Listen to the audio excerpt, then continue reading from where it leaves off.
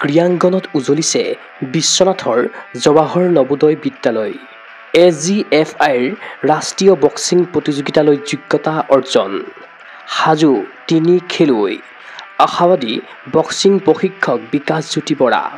নবোদয় বিদ্যালয় সমিতিৰ দ্বাৰা সৰ্বভাৰতীয় ভিত্তিত যোৱা 3ৰ পৰা 5 ছেপ্টেম্বৰলৈ হাৰিয়ানাৰ কৰ্ণালত অনুষ্ঠিত হয় ৰাষ্ট্ৰীয় বক্সিং চেম্পিয়নশ্বিপ। এই প্ৰতিযোগিতাত অংশগ্ৰহণ কৰিলে জৱাহৰ নবোদয় বিদ্যালয় বিশ্বনাথৰ 11জন বক্সাৰে। ইয়াৰে 3জন বক্সাৰে দুৰ্দান্ত প্ৰদৰ্শনেৰে সোণৰ পদক অৰ্জন কৰি AGFIৰ দ্বাৰা অনুষ্ঠিত হ'বলগীয়া ৰাষ্ট্ৰীয় বক্সিং প্ৰতিযোগিতালৈ অৰ্জন কৰিলে যোগ্যতা। তেওঁলোক হ'ল ক্ৰমে 10ম শ্ৰেণীৰ ছাত্ৰ অয়ন জ্যোতিষ নাথ, 9ম শ্ৰেণীৰ ছাত্ৰী জয়স্মিতা দত্ত আৰু 8ম শ্ৰেণীৰ ছাত্ৰ কৌশিক বৰা। ইফালে প্ৰতিযোগিতাখনত 10ম শ্ৰেণীৰ ছাত্ৰী ৰিয়া দাসে অৰ্জন কৰিছে ৰূপৰ পদক। আনহাতে 5জন বক্সাৰে অৰ্জন কৰিছে ব্ৰঞ্জৰ পদক।